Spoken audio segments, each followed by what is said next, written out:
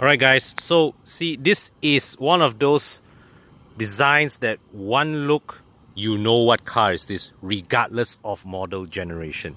So from the first gen to the second gen and now the third gen, Porsche has preserved, alright, this iconic look of the Cayenne, alright, that even though they may have refined some finer details here and there, introduced new headlight technologies and all that, the same basic look is retained, alright. And if you come to the side, alright, you see that they have also preserved the shape of the window line. So they may have, you know, the glass panels itself, right? The glass panels itself themselves may actually be different, but you know this look lah, you know this shape is definitely unmistakably the Cayenne. Alright, you see this window line, this side profile, you see this side profile, you straight away know this is a Cayenne. Alright, one thing I do note is that this A-pillar, the A-pillar angle of the Cayenne is actually rather upright. Alright, it just gives me a very upright feel about it. And yeah, so overall, in true Porsche fashion, they've kept the design very clean. Alright, this being the base model, of course, so there are no fancy styling details. The biggest styling alteration is actually done here at the rear end. Alright, now from the first gen to the second gen to the third gen, Porsche has done the most tinkering at the rear end. Alright, you remember the first gen Cayenne, the tail lights were squarish. Alright, and then with the second gen, they made it wider. Alright, they made it wider, but at the same time it's slimmer. Now it continues even slimmer, even wider, to the point where the whole tail light assembly spans the entire width of the car. Alright, so I've just switched the headlights on, the lights on, and you notice how it lights up. Alright, and it has this one single bar that illuminates across the boot lid. Alright, so now that is the current generation Porsche design signature. So from afar, you see this wide LED bar that illuminates across the car. You know it is a Porsche of some sort. Alright, and this one sitting higher up, you know it's a Cayenne. Okay, and I can't show you right now because I'm on my own, but these are these four lighting elements are the brake lights. Right. Yeah, so overall, this being the base model, a very clean design, no fancy schmancy, but it still looks recognizably a Cayenne, and more importantly, it still looks positively expensive, I would say. Yep. So let's explore the interior, and we'll start with the boot. Hands-free access. Wait, here's the key. Alright,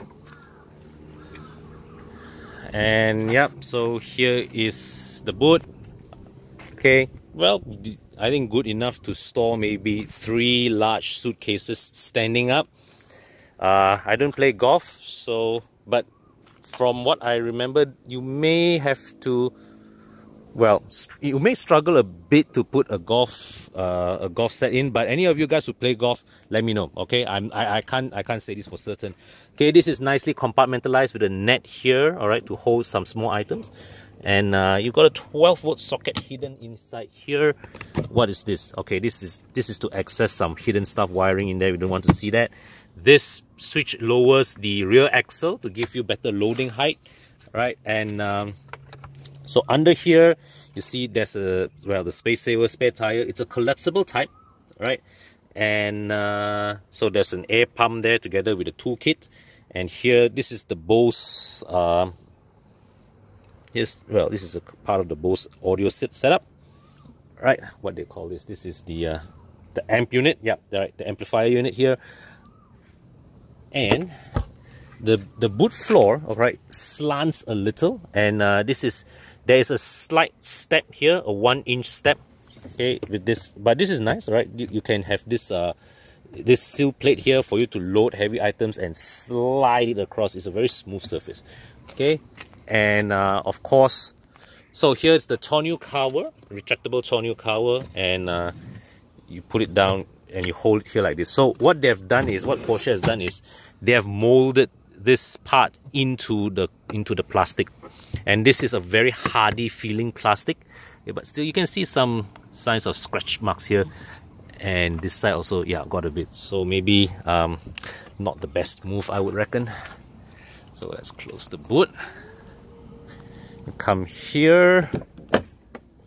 Okay, so this lever allows you to tumble the seat down. All right, so it topples down, and you have to press it to lock it in place. And what you see here is it's not a perfectly flat floor. It slants downwards, but they closed it in such a way that there are no major gaps in here that things don't fall in. And yeah, so it is, well, there is a slight step. Okay, so if you are carrying a really bulky item, well, it's not too bad lah. It's not too bad. It's not like some of those cars that there's a big, like, what, 2-inch step. So this is a relatively gentle step that shouldn't be a problem. Usable for most purposes. Then you pull this lever to release. Nice. It pops back up, and you just slide it back. You of course have to pull this again to release. Okay, to release the lock mechanism, and it goes back in. Okay, ISOFIX mounts here.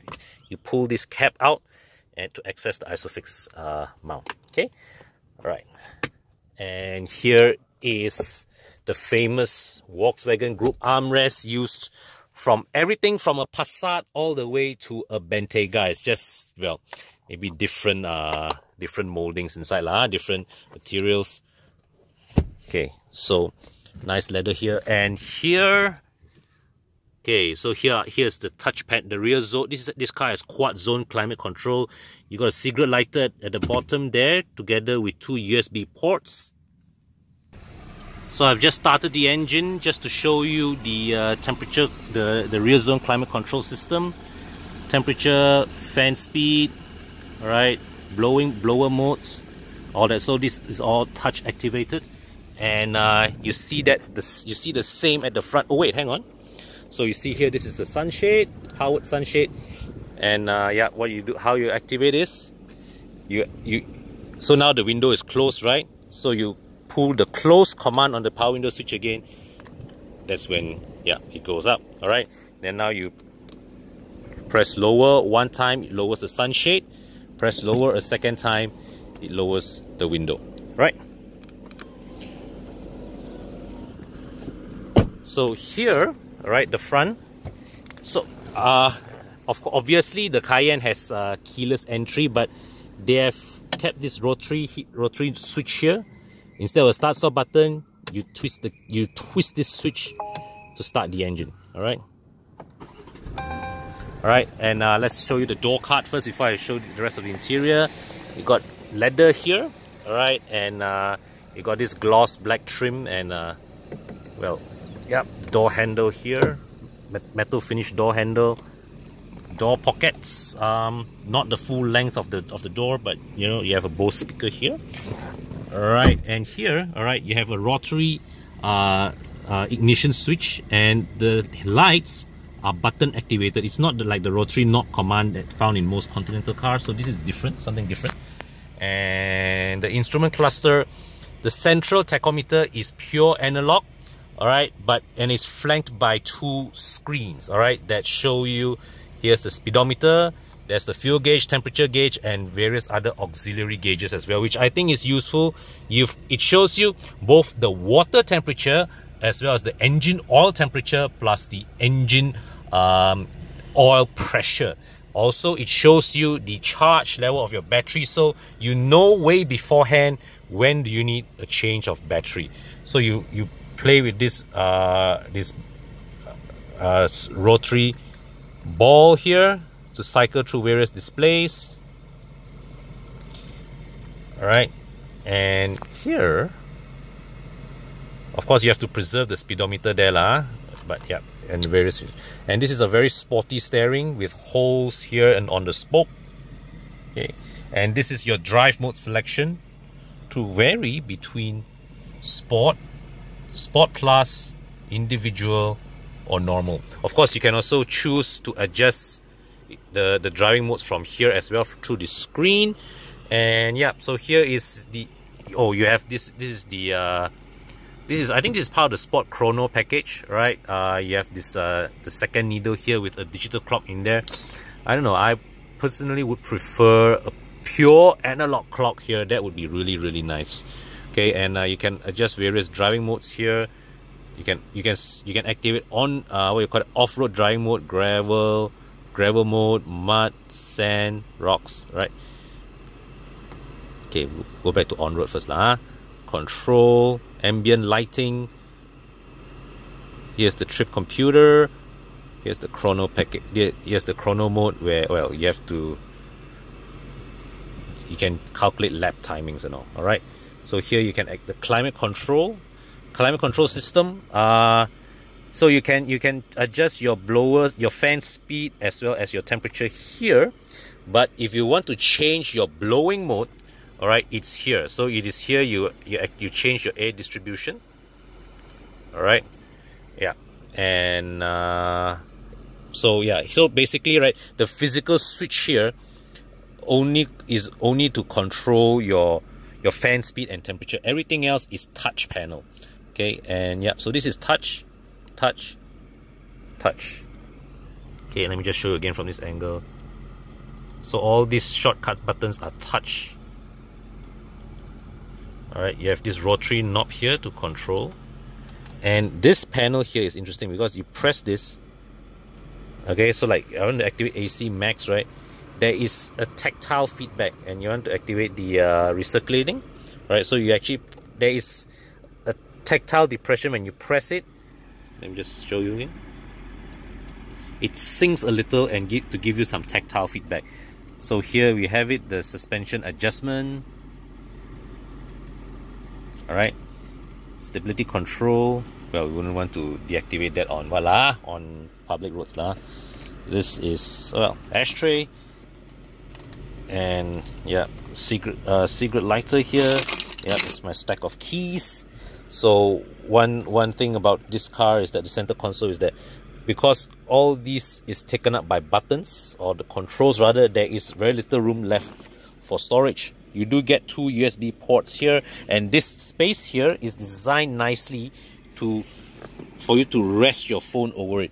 I do suspect that maybe in some it is possible to option a wireless charger in there, right? That's my suspicion, right? Let me just try this. Well, this one obviously doesn't have wireless charging enabled, but that spot is obviously designed to put a phone. All right, and so you see here's the glove box, deep. Okay, so overall cabin quality is excellent, very, very well built, great choice of materials. They have also been very smart, all right, in minimizing the number of physical switch gears, because see what this means is that they are able to, without the need to have individual buttons, they are able to free up that budget to focus on what few buttons they have and refine the tactile sensations to the best possible that they can achieve, and also the selection of materials. So what they are able to do is that with all these, touch surfaces, right, yet they manage to make it look expensive. At the same time, they save on the cost of having to develop each individual button. All right, and to me that is rather brilliant. Okay, so you have this this grab handle here. This feels properly solid, man. So yeah, the one thing about Porsche is that they really know how to build a good interior. Feels properly solid,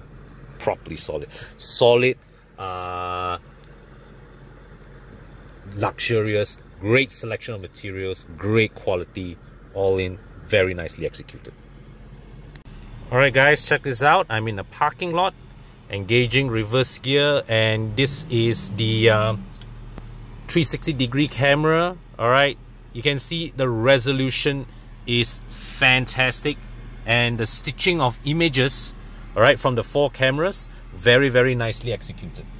So definitely this competes with Mercedes cameras, all right, as one of really among the best, you know, surround camera systems in the market in terms of clarity as well as image stitching for the 360-degree camera.